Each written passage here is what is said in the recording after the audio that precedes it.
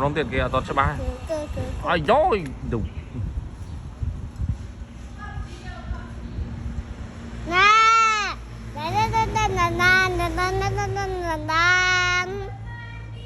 bọn con ơi, lên chơi. Mơ sao mơ đi mơ? Nè. Anh chồng chạy lấy xía tiền. Ai da.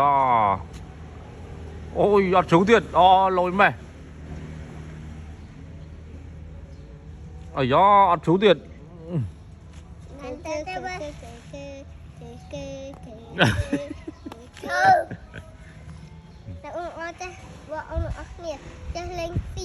ta lên chia chơi hết nè nè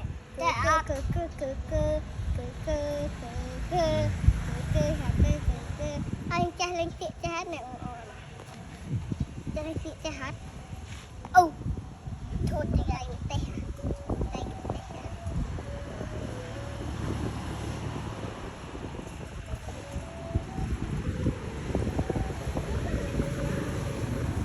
Dú mày, cái chăm mơ là